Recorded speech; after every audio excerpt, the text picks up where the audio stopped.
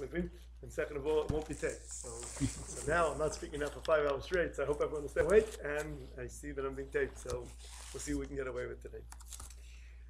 I really want to learn together two sugyas, which in a certain sense are Shnaim Shem Echad. The two sugyas are very much interrelated to one another.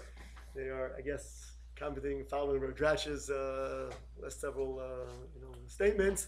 I think we can, in a certain sense, call this the Inyan Diyoma. I'm not going to talk about Purim Katan. I'm going to talk a little bit about the two following sugyas. One is the sugya of the authority, the koach of Chazal, and the second is the Kos sugya, the sugya of quote-unquote change in halacha, the parameters of when the halacha does perhaps change, does react, and what change is considered to be out of the bounds of halacha. So obviously these are two critical sugyas. Rather than focusing on some of the details of issues that may be in people's minds today, I think let's try to take a step back and learn the sugya through the eyes of the Gemara, the Rishonim, like we go to a classic sugya in halacha to try to understand a little bit, and then perhaps be able, each in our own way, be able to draw the proper halachic conclusions based on some of the things that we're going to discuss. So we're going to begin with the sugya of the authority of Chazal, and of course we don't have to go very far to see where the authority of Chazal begins. The psukim explicit in Chumash. The Torah speaks about in Pasha Shoftim, Lo Sosem and Adova She'egid L'cha Yominu Smol. The Torah gives in a sense, a certain degree of authority, a very significant amount of authority to the Chachmei Torah. The psukim are literally talking about the Beis and Agobel in Yerushalayim. We'll see as we go on how that may perhaps branch out, what the applications of that are even in today's world. But of course, the original parsha, the parsha of Lo Sosor, there's a mitzvah sasem in Torah to listen to the Chachmei Torah. There's a prohibition in Torah, one who rebels, one who does not follow the directions of the Chachmei Torah. There is a fundamental machlokes of Rishonim just how to understand what the parameters of this mitzvah are all about. What exactly is the Torah requiring of us to listen to? In what realm do the Chachmei Torah have this authority granted to them? So the Rambam tells us in Hilchos Mamrim, basically breaks down three different categories of halacha that the Chachamim have absolute authority in. First, the Rambam tells us the fact that the Chachamim have the authority, the Beis Agol primarily has the authority to relate to us what the Mesorah is, to tell us what they have received, Ishbi Piyish and Moshe Rabbeinu. So when the Beis Agol tells us, for example, that fill in a square and fill in a black, they tell us these are the Lamates and Lavas of Shabbos, this is how you shecht an animal, this is what a mikvah looks like, etc. When they are being mosed to us what the Dinei Torah are, all the way back to Har Sinai, this is the first and foremost part of their authority.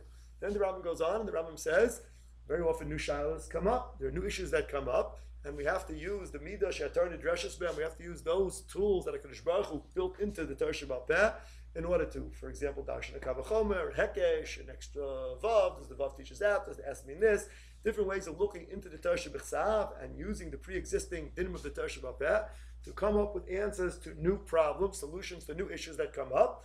And any conclusion that the Beis Agol draws, ultimately that becomes part of the din min Torah. That becomes what the Torah is telling us. We have to follow that as well. So the Chachamim have the absolute sole authority in the realm of relating pre-existing halachas. They have the sole authority in terms of extrapolating one halacha d'oraisa from another. And it's the third category where the Rambam becomes somewhat controversial, where the Rambam tells us that the Chachamim also have the authority to institute new halachas, to institute that whole area of Torah Shabbat Peh that we call, in one fell swoop, Dinim D'Rabbanan, which include, of course, some of the most famous Dinim D'Rabbanan, Muktzah, and much of davening, and many Dinim D'Rabbanan that, of course, we're familiar with, both in the realm of positive mitzvahs D'Rabbanan, Neres Chanukah, Kriyas Megillah, also in the realm of Isurim D'Rabbanan. That is all covered, all of the above is covered by the mitzvah of Lo Sosor. And therefore the Rambam tells us that if a person doesn't follow the directives of the Beis Agol, even in the realm of halacha that is not pure d'oraisa, it's neither Mesorah Ishbi Piyish and Moshe Rabbeinu, nor is it extrapolation from pre-existing rules, but it's really new areas of halacha, it's new work, new dinim d'Rabbanan, that is also covered by the prohibition of Lo Sosor. And it's that last point of the Rambam that the Ramban takes issue with. The Ramban, in his comments to Sefer Mitzvahs, disagrees with the Rambam on that last point. And the Ramban claims the first two statements of the Rambam are correct, whereas the third one the Ramban does not think is correct. Of course, the problem becomes, according to the Ramban, if this is true, that Lo Sosor is not the source for the Chachamim's authority in the realm of Dinim D'Rabbanan, then we're left, in a certain sense, with a very, very strange question. According to the Ramban, what is the source for the Chacham's authority to institute Kriyas Megillah, Neres Chanukah, Mishalakov, Muktzah, Tefillah, Brachas, etc.? If it's not covered by Lo Sosor, then where does it come from? It is obvious that The Ramban also kept Dinim the Rabbanan. The Ramban also didn't move Muktzah. The Ramban also read the Megillah on Purim. So the question becomes, where does it come from? What's the source of that authority? So one could suggest several approaches to understanding this Ramban. I think each one is important in and of itself. We're going to focus really on two of them. The first is a suggestion given by Rabbi Chanan Wasserman. Rabbi Chanan Wasserman has in his Sefer Kavit Shiurim in Chelik Beis, he has a long kuntras called Kuntras Divrei Sofrim, where he deals with a lot of these issues as to the authority of Chazal, the Shabbat Bed, the Oraisas, the Rabbanos, etc. And basically Rabbi Chanan develops a Yisod, which is so basic and so fundamental, and in a certain sense so obvious, yet in a certain sense very profound also. Rabbi Chanan says that the ultimate obligation of each and every person in this world, and Rabbi Chanan says quite clearly, this is Jew, non-Jew, male, woman, child, is to do the Ratzon of HaKadosh Baruch Hu. That's what our job is. We are obligated to do the Ratzon of Hashem. That is part of, we're here, HaKadosh Baruch Hu created us, that's the understanding, that's part, those are the terms of the contract. But we are here to do the Ratzon of HaKadosh Baruch Hu. The question becomes, well, what is the Ratzon of HaKadosh Baruch Hu? How does one figure out what the Ratzon of HaKadosh Baruch Hu is? So says Rabbi Chanan in a certain brisk terminology, there are really two dinim. There are two parts of the Ratzon of HaKadosh Baruch Hu. Sometimes HaKadosh Baruch Hu tells you his Ratzon explicitly. He tells you, Rachel b'chaktana, put on tefillin this morning and don't do malachas on Shabbos and don't eat shred. He tells you exactly what to do. That's the easy part, says Rabbi Chanan. But sometimes it's not so simple. Sometimes HaKadosh Baruch Hu doesn't tell us exactly what to do. Sometimes HaKadosh Baruch Hu wants us to figure it out on our own. He's expecting us to figure out what his Ratzon is. It's what we would call in Halacha the Ratzon Hashem without the Tzivui Hashem. That HaKadosh Baruch Hu is waiting for us to determine what his Ratzon is, what's in between the lines, and once we come to that conclusion, we are mechuyev to do that, no less than to do the Tzivui Hashem. Rabbi Chanan develops a beautiful theme, both in sources of Halach and sources of Drush. He explains the psukim in the beginning of Pashas Balak along these lines. That HaKadosh Baruch Hu comes to Bilam and he says, don't go to curse the Jews. And Bilam says, oh, come on, let me go. So HaKadosh Baruch Hu says, okay, go. And the next pasuk is, Vaycharv af Elokim ki alechu. HaKadosh Baruch Hu is angry that he went. Why is he angry? He just told him to go. So the answer is, Bilam knew that HaKadosh Baruch Hu didn't want him to do. It's like when your kid shephers you enough and you say, do whatever you want. And then he goes ahead and does whatever he wants. And then you scream at him, says, but you told me to do it. So the answer is, don't listen to what I tell you. Listen to what you really know what I want you to do. This understanding of the Ratzon Hashem, this is the ABCs of Avodas Hashem. Chanan adds a beautiful point. And here, I feel like I could have the schus to be most of this literally as pure Torah Shabbat Peh in the following. I heard this particular vart from Reb Simcha Wasserman, from Reb Chanan's son, who told me that he heard it from his father. He remembers as a young boy walking through the streets of Baranovich and Erev Shavuos, and his father was telling him over the Shtickle Torah. This is very, very close to the Messiah. So it's 3 generations down. And then afterwards it's printed up in Coach Shurim, so you can see it for yourselves also. But I heard it ish b'piyish at Rabbi Chanan. He says that, the famous Maimon Chazal about how HaKadosh Baruch Hu really wanted to give the Torah on Vav Sivan, Mosif Moshe Yamech Midaito. So it's very strange. What does it mean? Was Moshe really Mosif Midaito? So the Gemara says, my Dorish, how did Moshe Rabbeinu figure out from the Chumash to wait the extra day? So the question is obvious. If it's Midaito, so what do you mean he's dashing from the Chumash? Did HaKadosh Baruch Hu tell him to wait or not to wait? So Chon explains, but HaKadosh Baruch Hu says as follows. The tzivui is you could have Matan Torah and Vav Sivan. B'di'evin Matan Torah will be Chal and Vav Sivan. But truthfully, if you want to know what I want, said HaKadosh Baruch Hu in between the lines, it's kedai to wait the extra. The Klai Yisrael needs another day of preparation. We're not quite ready for Shavuos. Moshe Rabbeinu was Hosef Yamechet Midaita. He figured out, he chapped what HaKadosh Baruch Hu's das was, even though the tzivui in theory could have been Yotzei HaKadosh Baruch Hu's tzivui Matan Torah and Vav Sivan, but you have to look beyond the letter. You have to go and try to figure out what the Ratzon of HaKadosh Baruch Hu is. So says Rabbi Chanan, figuring out what the Ratzon of HaKadosh Baruch Hu is not so simple. How do you know what the Ratzon of another person is? A human being. How do I know? If I never met you, if I don't have a relationship with you, I can only take at face value what you say to me. Person develops a relationship with somebody, then you understand in between the lines what the person really wants. So says Rabbi Chanan, how do you develop a relationship with HaKadosh Baruch Hu? By spending time with him, by learning his Torah. You learn about HaKadosh Baruch Hu, you spend time, years and years and years developing a relationship with HaKadosh Baruch Hu, so you begin to understand what's in between the lines. It is much, much easier to paskin a halacha in Shulchan Aruch than to paskin something that's not in Shulchan Aruch.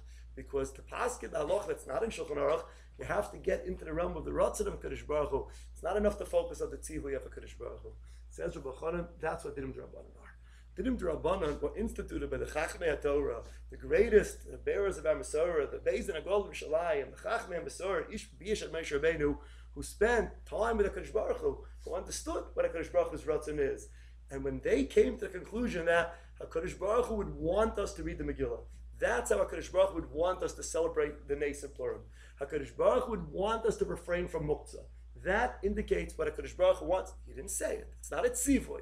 And you're not in violation of Lo Sasim and Adam, unlike the Rambam, but it is a violation of the Ratzon of HaKadosh Baruch Hu. So basically, what Dinim D'Rabbanan are, at least according to the Ramban, are Ratzon Hashem, albeit without Tzivoy Hashem. Doesn't mean you don't have to do it. Of course you have to do it. You have to do it because our requirement, our obligation in this world is to follow in the Ratzon Hashem just as much as the Tzivoy Hashem. I'd like to suggest, perhaps, not to argue with the first prat. I think the first prat is emes lamito in and of itself, but I'd like to suggest perhaps a different approach to what the Ramban's solution to this problem may be, in terms of where do Dinim D'Rabbanan fit into the whole picture, in terms of the authority of Chazal to, in a sense, create new Dinim.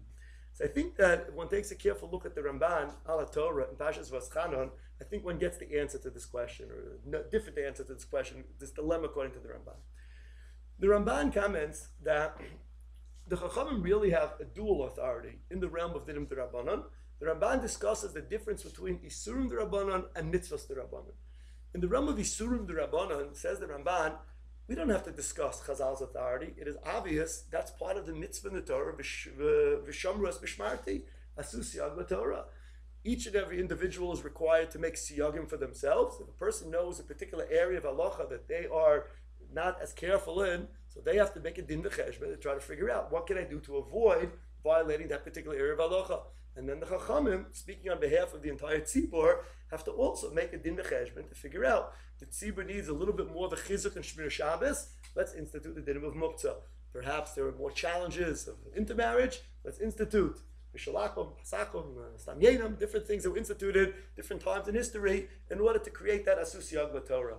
Says the Ramban, that is obvious that the Chum have the right, the authority, and the requirement to institute siyagim.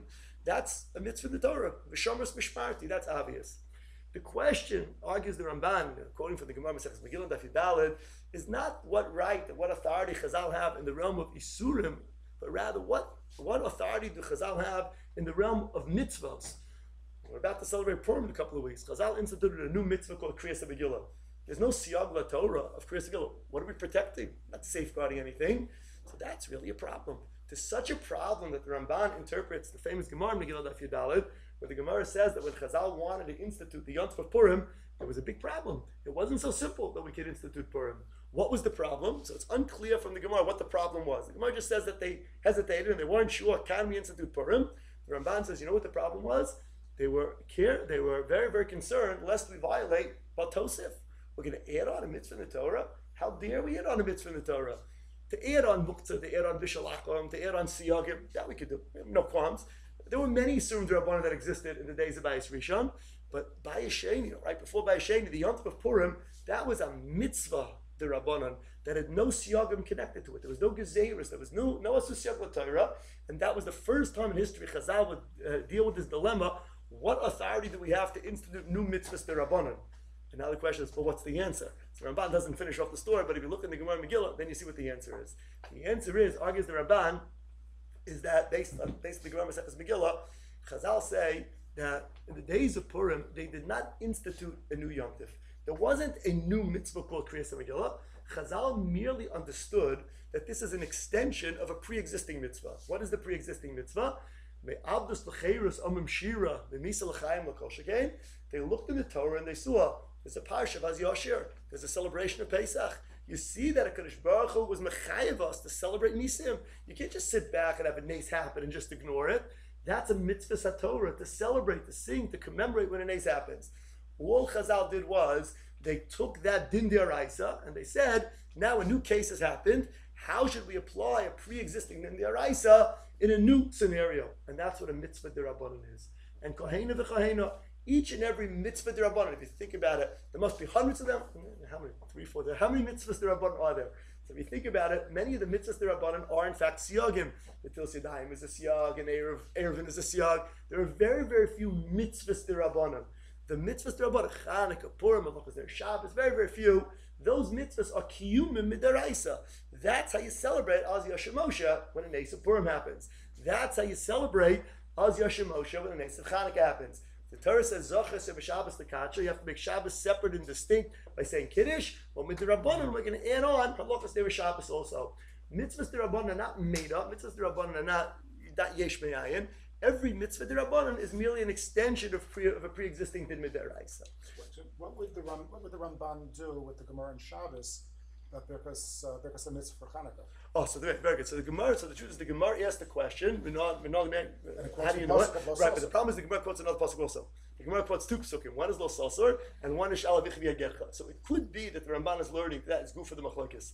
That in the Gemara itself, this machlokes he's having with the Rambam may have already predated him by 1,000 years. It's possible. So everybody comes to the same conclusion. L'maisa, we have to observe mitzvahs deraisa, we have to observe mitzvahs derabanan. Clearly, the Beis Din Hagol in Yerushalayim is the authority, is the central address, both in terms of deraisas and in terms of derabanans. We have an interesting machlokes between the Rambam and the Ramban, conceptual machlokes. Where does the koch of derabanans come from? According to the Rambam, it's all part of Lo Salsa. There's no fundamental difference between deraisas and derabanans. And according to the Ramban, though there is a very, very big difference, the Rabbanans have roots in something else. Either that something else is Ratzon HaTorah, Ratzon Hashem, like Rabbi Chanan's approach, or perhaps we're suggesting that it's more of an extension of a Diyaraisa, whereas Siyagim really have a world in and of themselves. Notwithstanding the fact that we are obligated, of course, to observe mitzvahs D'Rabbanan, Yisurim D'Rabbanan, there may be a very lomdisha distinction between Dinim D'Araisa and Dinim D'Rabbanan. There's a famous piece by the Meshech Chochmah that appears in the beginning of Pasha Shoftim, where the Meshech Chochmah explains what the very nature of Dinim D'Rabbanan is all about, fundamentally different than Dinim D'Araisa. The Meshech Chochmah gives a mashal, which happens to fit in beautifully because just in terms of Pshat in the Pesukim and Chumash, the Torah gives us the Parsha of Lo Sasor immediately before the Parsha of listening to the Melech. The two Parshas are compared to one another. So since the Meshech Chochmah, we know there's a mitzvah to listen to the Melech. If a Melech, Yisrael gets up and says, nobody's allowed to eat cupcakes. Okay, so good look up. No one's allowed to eat cupcakes on Tuesday in Florida. The Melech would make such a royal decree. If a person wouldn't listen to the Melech, you know what would happen? He's a Mori b'malchus. Now I ask you a lomdish kasha. Is there anything wrong with cupcakes? Is there anything treif about cupcakes? Or to use a lomdish terminology, are eating cupcakes in Issa chafza? There's nothing wrong with the cupcake. The cholesterol, sugar, there's nothing halachically wrong with the cupcake. So why am I not allowed to eat the cupcake? Because the Melech said so. And the rebelling against the authority of the Melech, that's the source of the problem. The problem is not the object, it's not the chefza. What we would call it, we call it Issa Gavra. There's an Isser on the Gavra to rebel against the authority of the Melech that HaKadosh Baruch Hu is trying to preserve.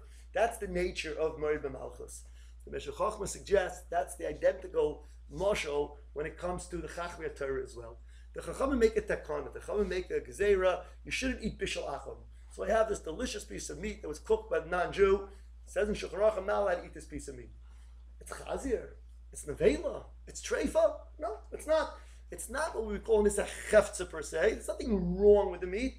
If I eat the meat, what's going to happen? Next thing you know, down the line, chastas, intimate, whatever the concerns that Chazal instituted. Therefore, the Chachamim tell us, don't do it. If a person goes ahead and eats the meat, he's a moired b'koyach Chazal. He's a moired b'chachmei Torah. He's rebelling, so to speak, against the authority of the Beis Din Haggadol. That's the nature of the Isser of Yisurim D'Rabbanan. It's not an Isser chefza, that there's something intrinsically, spiritually poisonous about something that's D'Rabbanan, but the nature of the Isser is fundamentally different. That's okay, so there's one. That's a question. That's a lomdish machlokes within Hukas B'Shalachim. Did they ultimately create it? Did they make the mashal like Yisur Chefza? That's machlokes Rishonim, an important machlokes Rishonim. But the Meshech Chochmah says, based on this, we can begin to understand a lot of details about Dinim D'Rabbanan, where Dinim D'Rabbanan are really different from Dinim D'Oraisa. Let's say the mashal, we know, of course, Safek D'Oraisa l'chumra, Safek D'Rabbanan l'kula. Why is that true? If we really don't want to eat bishul acham, how can we eat it misofek? How can we take a chance? I remember several years ago, I used to run a summer call in California, Beth Jacob. So we used to have about 10 boys from yeshiva, and we used to learn all morning, afternoon seder. So they would always give us breakfast, before the day started off. Breakfast usually a couple of bowls of cereal or something. On Rosh Chodesh Av, all of a sudden they decided they could make us a grandiose breakfast. So they served us eggs. That grandiose it wasn't, but it's eggs. What was the problem? The problem was that the particular non-Jew who was working in the kitchen that day was not the regular person, and he didn't know about Bishalachim, and apparently the turned on this light and that light and that light. That was a big, big problem. We couldn't figure out exactly what the facts were. As Rabbi Dratch pointed out correctly, you can't pass the Shaila unless you know the facts. So I'll add one more point. You can't pass the Shaila unless you understand the words of the person who's presenting you the facts. So there was a little bit of a language barrier, and at the end of the day, we threw our hands up. We couldn't figure out, is this Bishalachim, not Bishalachim? So I said, the Shach Paskins and Kuchas Bishalachim, Safek Bishalachim Makula. So the guy says, Rebbe, you really need the eggs? I said, the Shach just said it's mutter, absolutely. I don't like eggs so much. No. He said it's mutter. Paskin la'alocha. We try to be regarded the Safek. It's mutter. Safek derban l'kula. Why is that Safek derban l'kula? Safek deraises l'chumra. It would have been a Safek chazer. Would have had to be machmer. Why is that? Says the Meshech Chochmah. Conceptually, it makes a lot of sense. When you're dealing with poison, imagine you have a bottle of poison on the table. You're not sure. Is it poisonous? Is it not poisonous? I'll take a chance. I'll risk it. But you stay away from poison. It's a Safek poison. Safek poison is l'chumra. Safek rebellion is nishkin rebellion. You can only rebel against the Chachmei Torah when you know what you're doing is wrong. I'm not rebelling. I'm eating the eggs because I'm 50-50 chance. They're not treif. That's not called a rebellion. Safek the Rabbanan by definition has to be lakula because the whole nature of Yisum the Rabbanan is radically different. Then says the Meshech Chochmah, we can understand a very big chiddush of the Nesivos. The Nesivos writes that even though the mitzvah of tshuva requires that a person be chosev b'tshuva even for aveiros done b'shoygeg, the Rambam is explicit in the Yinivachos tshuva. Speaking about bringing a korban chatas for aveiros that are done b'shoygeg, the Nesivos suggests that an aveira derabbanan done b'shoygeg doesn't require tshuva. I moved something that's muktzah. I didn't realize I forgot it was muktzah. I forgot the dinim. You don't have to clap al chait on Yom Kippur. Why? So says the Meshech Chochmah, makes a lot of sense when it comes to a diaraisa. So there was an effect on your soul. You ate treif. You didn't mean to. Go explain. When you end up in the emergency room and they're pumping your stomach, but I didn't mean to. It was a shaygeg. It was a shaygeg. It's true, but the poison's still there. So you gotta get it out of you. So tshuva is a mechanism to help you get the chait out. By Yisum D'Rabbanan, nothing happened. What did I do? I ate bishalachim. Don't misquote me on this. I ate bishalachim. Big deal. I ate bishalachim. If I eat bishalachim knowing that I'm eating bishalachim and I don't really care what the chum have to say and I'm doing my own thing, that's what the Torah says. That you're not allowed to do. But if you ate bishalachim b'shogeg, it's all saying, wait, bishalachim b'shogeg, there's no need to be chayz b'tshuva. There's not a formal psach halacha, and everybody agrees to this nesivos. But again, in terms of our basic construct of the sugya, it seems to make a lot of sense, this idea. So, Kol Panim, we have the basic mitzvah of Los Asur, that everybody agrees to, those are Psukim and Chumash. We have an important machlokes Ram and the Ramban, how far Los Asur goes. We have within the view of the Ramban, how to understand the whole role of the Rabbanans in light of the lacking of Los Asur according to the Ramban, two different approaches, the Rabbanan we're suggesting. And then even within the existence of the Rabbanans, we see that there are some fundamental differences which may express a really basic difference between the nature of their ice and the nature of the Rabbanans. So that doesn't the Ramban says the Gemara on Shabbos, it's local just to the din of Purim or Hanukkah. I thought you said he was a Chag, I thought the Ramban said they are allowed to create. It's Pashas not that way. The Ramban in his Perish and Chumash, in Pashas Vaschanan, quotes the Havamin of the Gemara, the problem. What gave us the right to institute Hanukkah? And the Ramban says the problem was, I was talking about Purim, but it's the same thing. The Ramban starts out by saying it would have been a violation of Los Asur. The Ramban's starting point is that's a violation of Los Asur. But the Ramban, when he argues in the Rambam, in Sefer Mitzvahs, Los Asur is very broad. But the Ramban narrows it down to the first two categories. But once you're in the realm of the Rabbanans, then the Ramban said it doesn't exist. This is in contrast to the Rashba. The Rashba in Rosh Hashanah, when it deals with the question, Tosfos raises the question in Rosh Hashanah, how could the Chum add it on Motkiyos? The Torah says 9 kolos, and we're blowing right and left on hundreds of kolos. So the Rishonim ask, how can we do that? Isn't that a problem of Baltosif?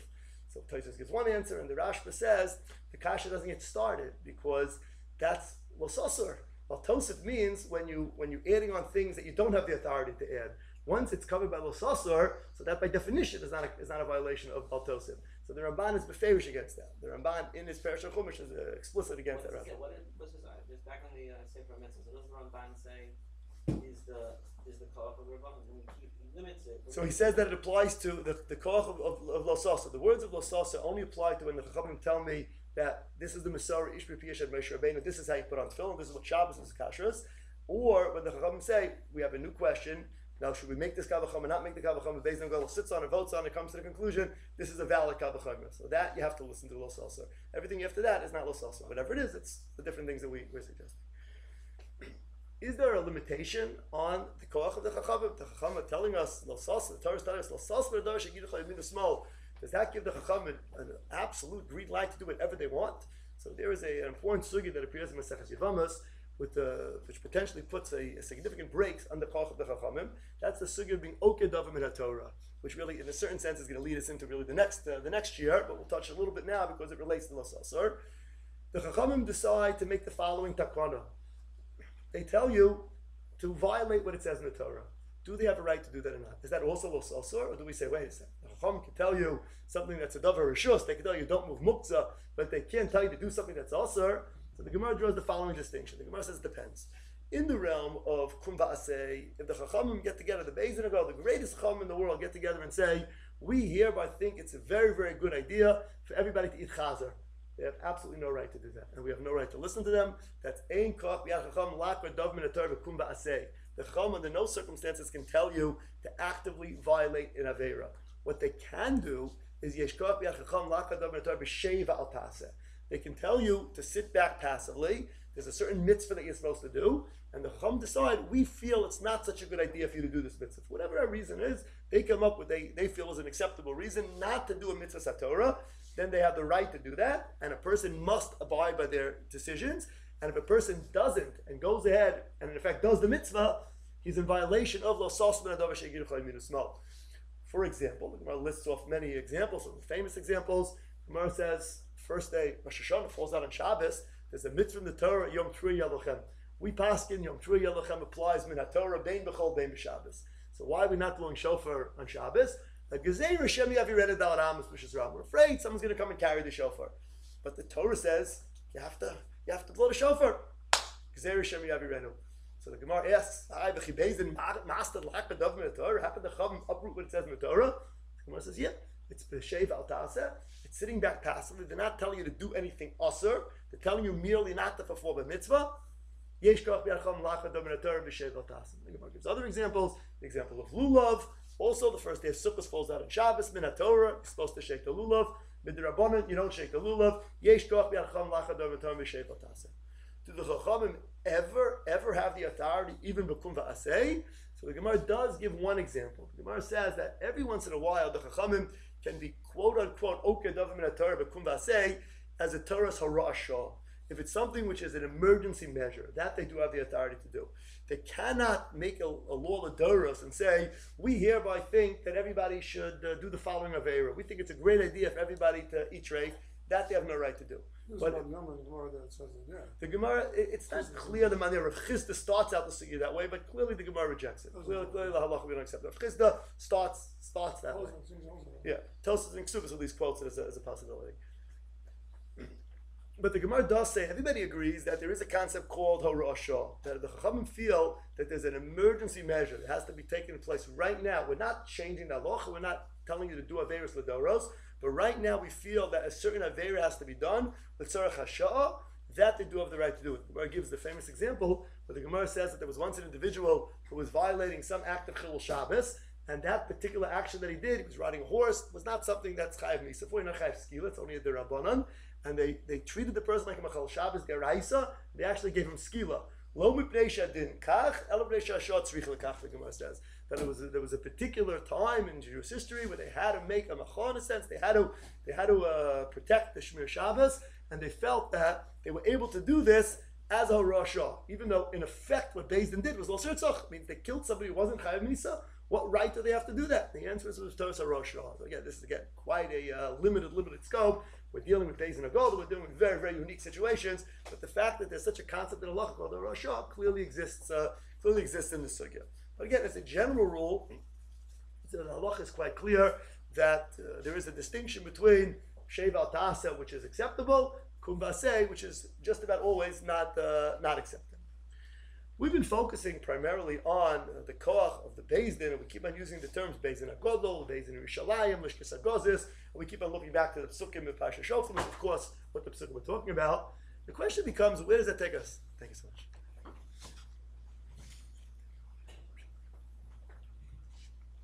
The question is, where does this take us outside of the realm of Beis Din HaGodol / Lishkas HaGozis? Unfortunately, But by Menasein around, we haven't had a Beis sitting in Lishkas HaGazis for quite some time. Even before the Beis HaMikdash was destroyed already, the Beis left the Beis HaMikdash. How does the Parashat of Losasa play out post Beis HaMikdash, post Lishkas HaGazis, post the official Beis HaGazis? So the Rambam in his Akdama to Mishnah Torah and the B'chan Vasa, but also in that same pieces in Kuntras the Sofrim points this out, the Arichas, that it seems quite clear that although the Torah does speak about the Beis HaGazis sitting in the Lishkas HaGazis, and the actual Parsha of Zochin Mamre, the person who rebels against the Chamim, who is actually Chayav Misa for rebelling under certain limited circumstances, that is linked to the Beis HaGazis in Yerushalayim. That is true.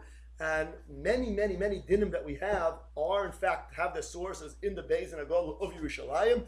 Many of the dinim, the Rabbanan that we have, go back way before the times of the Mishnah. Many of the halachas, Chanukah, Purim, and brachas, these are things that go back to Vayis Rishon, Vayis Sheni, depending on the particular halachas. So many of the decisions that we have, that we live with Adei Yamazeh, are decisions that were made by the Chachmei HaTorah in Yerushalayim, the Beis HaGadol, but there were many that were made afterwards. There were certain things that were instituted by the Chachmei HaMishnah, things that were instituted by the Chachmei HaGemara, way after there was the formal Beis HaGadol in Yerushalayim. What exactly is the status of those dinim, vis-a-vis everything we've been talking about? So the Rambam addresses this in his Akdama to Mishnah Torah, and again, Rebbe Chanan elaborates upon this, and basically comes up with the following yesod, that the idea of a Beis HaGadol is in a certain sense, and Rebbe Chanan doesn't give this mashal, but for obvious reasons, but living in America, I think we can understand this mashal a little bit better. So again, lahavdil, a pure democracy really means that everybody should get a vote. Every time that any issue comes up, so we should really send it up for, send everyone to the ballot boxes, and let's decide. So we want to raise the speed limit to 70, so let's let everybody put in their 2 cents and figure it out. We obviously realize that you can't run a country that way. I think every year, election day, they try just to kind of make believe that we still are a direct democracy. They threw out, they put up those bills, on the side of the ballot to try to get everyone's input. I'm always very, very embarrassed when I get to that part of voting, because I consider myself at least probably as well educated as probably an average American. I would think that I'm maybe more than 50% of Americans. Went to YU, get my master's. I think I know how to read. I always read that. I can't understand what I'm talking about. Then I read the Parish, and I understand less than I remember. I don't know. Usually my attitude is, if they're asking to do something, it probably costs money. So usually when we're suffering moment is the coolest. So, but that's not the most effective way to run a system. So in theory, that's how things should happen. You have direct democracy. Everybody should have an opinion, but obviously it can't be. So even in our world, we understand that you have to have certain representatives. It's people who are basically representatives of the people, the government by the people, for the people. That's the role of pretty much we have representative democracy, Bisman Hazeh. And we hope that the leaders of the community, the leaders of the society, are speaking for the most part on behalf of the Amcha. That's pretty much how things work. So Rabbi Chanan develops the same idea, and the Rav actually had it in a little bit of a different context. That's the same way that, in a sense, Psak Halacha also works. That who in a sense is Kaveya the Halacha? Who determines what the Halacha is? So we know that the Halacha is Lo B'Shemayim. The Torah was given to Klal Yisrael. So who decides what the Halacha is? Klal Yisrael decides what the Halacha is. Which members of Klal Yisrael decide what the Halacha is? Obviously, it goes without saying that only those members who are knowledgeable within the halacha should get the quote-unquote vote as to how do you decide halacha. But once you have those members who are the Barhochi, the Zekedim Shegil Hara, so in a sense, every time a Shaila comes up, the Klal Yisrael, the Chachmei HaTorah in each and every generation should, in a sense, vote on the given question. That's what really should happen. So the Torah sets up, in a sense, a more practical system, says Rabbi Chanan. The more practical system is you have 71 members of the Sanhedrin. They are hopefully representatives of the greatest Chachmei Torah in that generation. They're the Einei Ha'edah, and they are speaking on behalf of the Chachmei Torah of the entire world. That's pretty much what the setup of a Beis HaGadol is. What if that setup fails? What if that Beis HaGadol is not functioning anymore? There's no Beis HaMikdash, there's no Beis HaGadol, the Romans aren't letting us have. So then what do? So Rabbi Chanan points out from the Lashon Rambam, then you fall back on, in a sense, what the real system is. The real system is the Chachmei HaTorah in each and every generation. They are the ones who convey what the halacha is. How do you know what the Psach of the Chachmei HaTorah is? This is much, much more difficult. When you have a Sanhedrin, so you have a concept called Amdul Minyan. You take a vote, and it's 36 to 35, whatever it is, you can know, then you know Bevados what the Psach of the Beis HaGadol is. When you're dealing with something a little bit less clear, you're dealing with the general view of what the Chachmei Torah are, it becomes much more difficult to assess. That's where Rabbi writes that he thinks that there are different times in history, based on the Rambam, he doesn't make it up, the Rambam writes this way in his Akdama, there are certain times in history when it was very clear what the maskana of the Rov Chachmei Torah was. And the critical moment in history, we're going to talk about it a little bit later on, the second half of this year, was at the time of the Chasimas HaTalmud. The times of the Chasimas HaGemara, there was still a certain central authority in Klal Yisrael. There were already Jewish communities that were beginning to sprout in other parts of the world, but it was understood at the time that Babel was still the central address. And that changed, and that change is going to affect a lot of halachas, and we'll talk about a little bit more second half after lunch. But Kol Zman that there was the Chachmei Babel, there was the Chachmei HaMesorah, were fundamentally in the days of Ravina and Rav Ashi, that took on the status of halacha as the Rov Chachmei HaTorah. And therefore the Rambam writes clearly that any psak that was given by the Chachmei HaGemara, anything that's the conclusion of the Chachmei HaTalmud Bavli, automatically takes on the status of a psak of Rov Chachmei Yisrael, which in turn has the halachic status of a psak of Beis Din HaGadol. And therefore the Rambam writes clearly that if a person says, well, I disagree with what it says in the Gemara, disagreeing with what it says in the Gemara is disagreeing with the Beis Din HaGadol. Beis Din HaGadol wasn't functioning in Bavel anymore. This is 500 years after the Churban. No, it is. Api Halacha it is, because it's a disagreeing with the representatives of Rov Chachmei Torah, which is basically what Beis Din HaGadol is all about. The Rav has an almost identical idea in the realm of Kiddush HaChodesh. There's a famous question that Rishonim bother with. Something radical happened in the days of Hil Hasheni. We no longer accept Eidim, no longer accept Kiddush HaChodesh up here. We have a set calendar in place. And the question is, how in the world does that happen? How does Rosh Chodesh happen? If the Torah says HaChodesh Telachem Rosh Chodoshim, you need Kiddush HaChodesh up Eidim. How in the world is a luach? Where does that fit in? So the Ramban has his unique understanding. The Ramban argues that Hil Hasheni didn't change anything. All Hil Hasheni did was he took advantage of a halacha that you can be Makadosh the Chodesh in the future as well. Let's say a Beis Din wants to go on vacation. They don't want to be bothered for the next 6 months for Kiddush HaChodesh. So b'diavad they could say, next month will be Rosh Chodesh there, next month will be there, next month will be there. The Eidim are not ma'akiv. The Kiddush HaChodesh api Beis Din is ma'akiv. And the Beis Din HaGadol could do it in the future if they so desire. So the Ramban writes, that's all they did. The Hil Hasheni pressed the button. The next 19 years, Kiddush HaChodesh is going to be such and such days, and then Kahena v'chena ad bias goel. According to the Ramban, nothing radically changed in the method of Kiddush HaChodesh.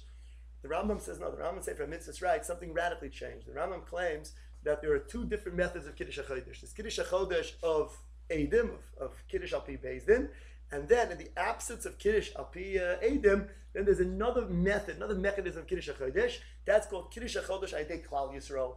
The Klal Yisrael is Mekadosh HaChodesh. Mekadosh Yisrael v'azmanim.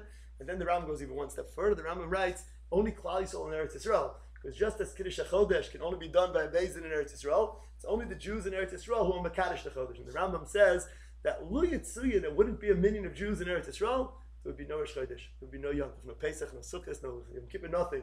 The Rambam says, don't worry, it's not going to happen. But he says that Lu Yitzuya, that the Jewish community in Eretz Yisrael would cease to exist, and then the whole institution of Yom Tov would fall by the wayside. The whole Rosh Chodesh would unravel, because we don't have a Beis Din, we don't have Klal Yisrael. So Klal Yisrael and Mekadosh is a Chodesh. And the Rav explained what the Rambam means is that even in the days of Beis Din HaGadol, the Beis Din HaGadol, they were the voice of the people. They were speaking on behalf of Klal Yisrael. When the representatives aren't functioning, then you have to go back to the Yamcha. You have to go back to the people, and it's the people who are voting.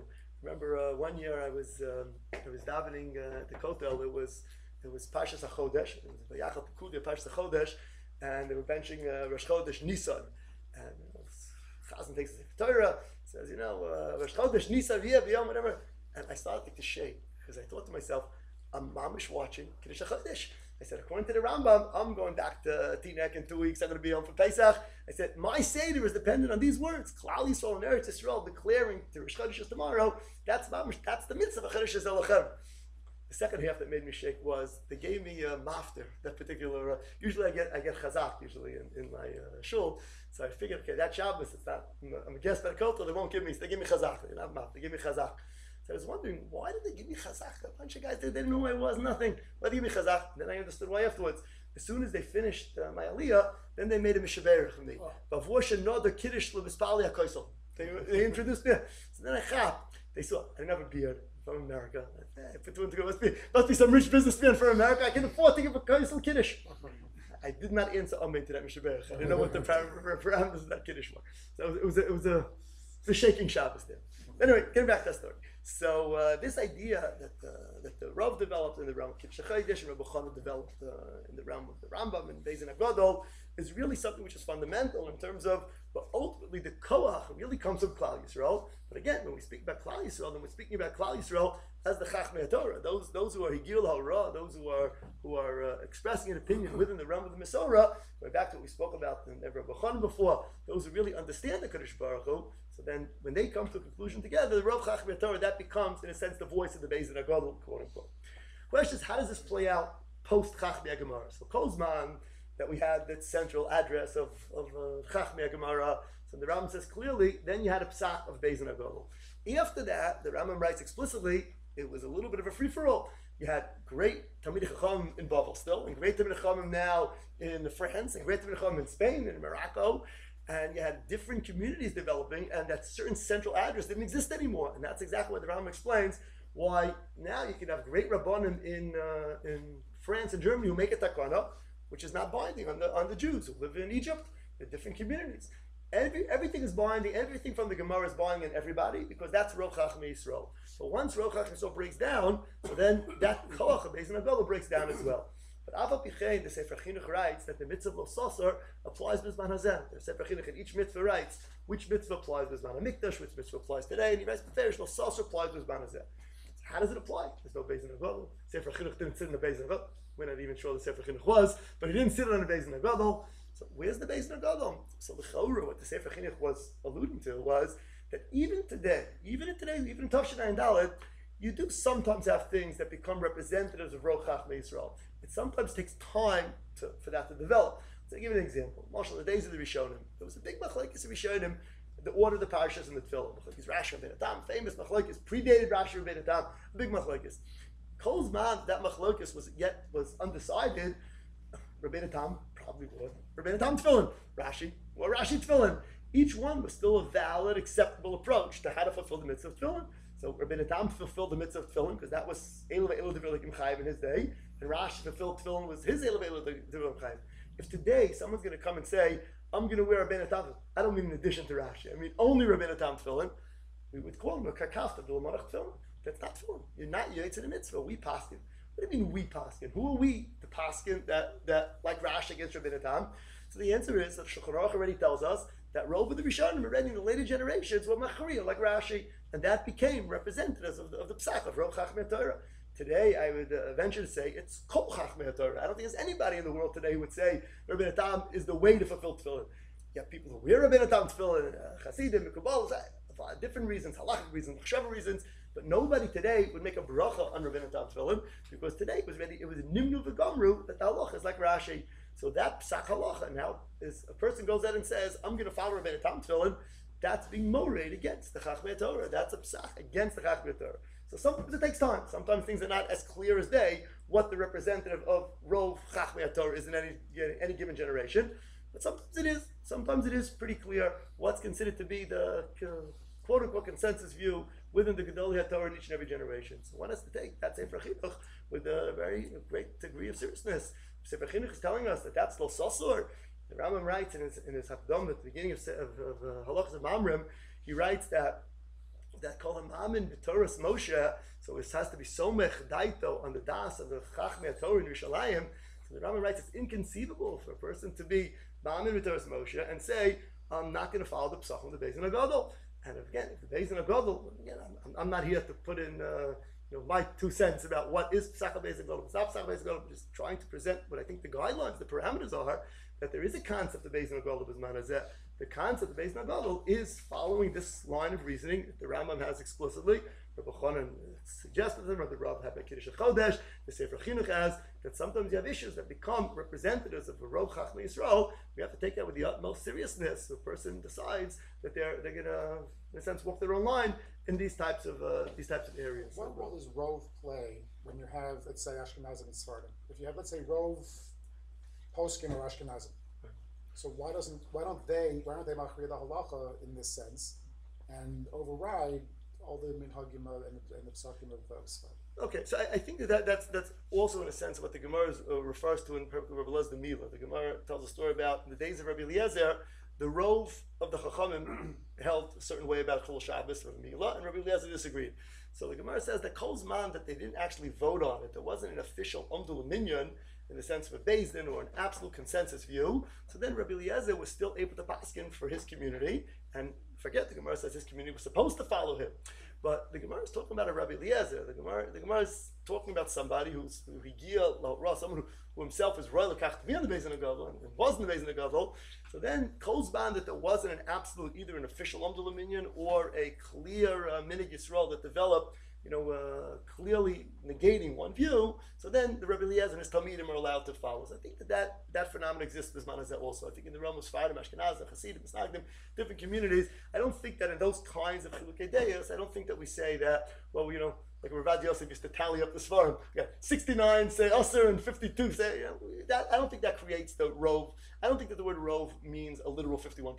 I think it means when it becomes clearly the representative view of this is how all the Chachamim Masorah, or the overwhelming majority of Chachamim Masorah in a particular generation follow things, then I think we're entering into that territory of, I think Kolzman that we still have really valid Chilukei Deis, which are representatives of different Minhag Yisrael. Then I think the Rambam's comment about how it could be there were more Jews who lived in France than lived in Spain. I don't know. I'm not a medieval Jewish historian, but it doesn't really matter, the Rambam says, because there were clearly demarcated different communities which had different authorities. I think that degree still plays out. And what's the authority, for example, Rabbi Davis in Fort Lauderdale, Hollywood, with regard to this? If he feels in his community he needs to be somech on a shita that's maybe not the rov. Okay, so the Gemara does have this idea. The Gemara in the beginning of Maseches Nida has the idea that you can rely on. It happens to be interesting. It's Rabbi Eliezer in a different shaila. The Gemara says, "Kedai Rabbi Eliezer l'smoch l'b'shas chach." The Gemara tells us a certain shaila that came up, and they said, "Kedai Rabbi Eliezer l'smoch l'b'shas chach." So the Gemara actually says, what does that mean? Was it kodem she'amdu l'minyan or li'acha she'amdu l'minyan? If it's li'acha she'amdu l'minyan, he was already outvoted. You can't rely on b'shas chach. It's like imagine a person today will say, "I'm going to rely on Beis Shammai. It's a big shas chach. We're going to rely on Beis Shammai shita." So that's not acceptable. That's not anymore in the realm of an acceptable shita. The question is, it becomes much more difficult today to say a certain shita has been nidchem in halacha legamrei. So certain shitas over the years have been nidchem in halacha legamrei. Sometimes, again, this is something passing shadow. Sometimes it's part science, part art. In terms of determining. You see this. The poskim talk about all the time in your day. We'll pull out a shita such and such was making b'shas chach, or Shabbos and Morchim, Chasam Ruba. Sometimes you can do that, sometimes you can't. If it's a shita that's still a viable shita, so then sometimes we have klon that b'shas chach. Then you have machlokes that don't fit their rabbanos, don't fit their isis. So again, there is definitely a role in halach called shas chach, and that's very much in the domain of the local Moed Yasra, who usually is the one who understands the ramifications of shas chach. We have to be very, very careful, because sometimes, unfortunately, there's a phenomenon in certain communities that everything becomes a davra kosher, a davra gold. Well, everything goes to the top. And I remember we had an issue that came up. There was a certain shal a couple of years ago in the Erev in town. So somebody suggested we should take a picture and send it to Rabbi Yashiv. So I remember myself and one of the other Rabbanim said, that's not how you answer Erev in shalos. If it's haka davra gold, davra kosher, something that's the Rabbanim really, really can't get a handle on. So then you go to someone bigger, preferably someone who can actually come and see it rather than take a look at the picture. So that. There's a protocol. The Rambam himself quotes the Gemara in Sanhedrin. First, the Chachmei Ha'ir discuss the Shaila. If they can't figure out what to do, then they go to the Beis Din. Then they go to the Beis Din outside of Yerushalayim. Then they go to the Beis Din in Yerushalayim. So there's a hierarchy in terms of Shailas. So I think that's very much what the role of the Mori HaRa of that particular city is, to understand what the Metzias Advarim is, as you said correctly before, to understand the Metzias Advarim, to understand what the Tzarachim are, and then to hopefully be able to apply what's considered to be a proper application of a das yochid. Not every das yochid exists even in the realm of halacha. There is no, there is. It's not just a free for all. I'll find one rishon somewhere who said one thing about something, and that's the halacha doesn't work that way. But sometimes there is a concept called the halacha das yochid b'shas echad. First of all, there's such a thing. The Gemara says they need the ikvi hilchosra, which means that Klal Yisrael Nemdan, that Muslim comes through Rabbanim. The Gemara says all the time, "Put chazi my imah devarim," which is also it's in keeping with you. The Pri Megadim says in Kukhay Mishpat says that after the Shulchan Aruch and Ramah paskined, you can't go back and take a shita. and be someone in Allah. It's Purush B'Mkama. But the question is, that may be true that perhaps we couldn't do that, but Lamaisa, the Bir Agra did it all the time. Yeah, but the Gra only does it when you tell you that this doesn't apply here. The meaning like this or like that. But the Mamish call the head you can make it, you can't do it. It could be some Machlokes Achronim. Yeah. But it's a Purush B'Mkama, Mishpat says, and Kulei, Yeah, I'm not advocating bringing up Rishonim that the Shulchan and Ramah didn't quote. Mostly, But this Shas Chak in this situation, I mean, it was not like that. I mean, the Shach was after the Mechaber and the Ramah, and the Shach disagrees with the Farish Mechaber and the Ramah. Chaz more. The Shach That's the doesn't. Shach. Yeah, that's what I'm saying. The Rabbi used to tell us the Shach had the koach of the Rishon. Yeah. That's different. Yeah, no. I'm saying fair. I'm not saying that I would go ahead The and fact that you say. could do it Right. itself is. So I'm saying that it's very hard to know what exactly is considered to be. There's a very vague umdulaminyan. The umdulaminyan based on God, I understand. 71 people in a room, you take a vote and shine. But the umdulaminyan of a psak of this become consensus view, it becomes much more difficult. What's it different in the language of the Rambam? It says something is Rabbanon or something is Medivei Sofer. Is there a difference in the language? Yeah, the Rambam at the beginning of Chazishas, the Rambam in several places where the Rambam in his Sefer Mitzvahs writes that the term Divrei Soferim is an all-encompassing phrase which means different things in different places. The Rambam says that basically what it means is that it's not a davar mefurish b'Torah, and it's not something which is an ish b'pi ish in the sense of what Chazal would call a quote-unquote Dvar Torah. But that could mean is sometimes the Rabbanans are called Divrei Soferim, and sometimes things which are determined based on the Yidum leadership Torah Drashas, but the Rambam also calls them Divrei Soferim, even though they're clearly not the same as regular It says, Rabbans. when it says V'hatarecha kamocha, and he derives it, which I very much enjoyed because the Ratzon and the Tvei. Right. So therefore you have Bikra Cholim, Nichem Avelim, so in Hilchos Avelim, and he says Divrei Soferim. So it seems to say that this is the Ratzon, V'hatarecha. And now the details of the Divrei Soferim, right? The term Divrei Soferim is very, very confusing, especially around issues. It's very confusing. I think part of the challenge in the contemporary controversies is the definition of Rov Chachmei Ador. Who qualifies as Chachmei Ador? Part of a Shechted Yisroel. Someone who has a Bar Ram Sidiran thinks he's part of Chachmei Ador. So one year in Shavuos, when I spoke about some of these things, so I think that was the 3 to 4 o'clock slot. So I figured there'd be absolutely nobody awake at that point, including myself, so I could say whatever I wanted. We had a recording on the Shavuos. Well, if you hold, you can text on Shabbos. You can see the end time.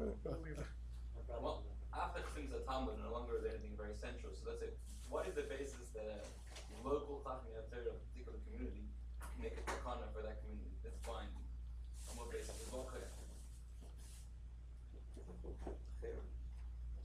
The Rambam writes in his Adama to Mishnah Torah when he draws the difference between the takanas that are made by the Rov Chachmei Torah, by the Beis Dekel, that's mamish lo sasar. The Rambam says the Farish, anything else is not lo sasar. What is it? That's a very good question. What is it? It comes of minig hamokom tita sharasimecha. Once Klal Yisrael or segments of Klal Yisrael or families in Klal Yisrael start to develop hagam which are made lechazik at esadas, so then we're supposed to buy by those. That's like a lo yachal devaro kind of halacha. Maybe it's not exactly clear from the Rambam what it is. It's clear from the Rambam what it's not, but it's not clear from the Rambam what it is. I think the food is coming.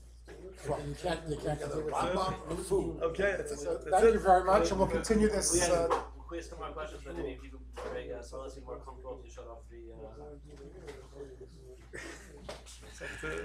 Whatever you say. Okay. No, used to.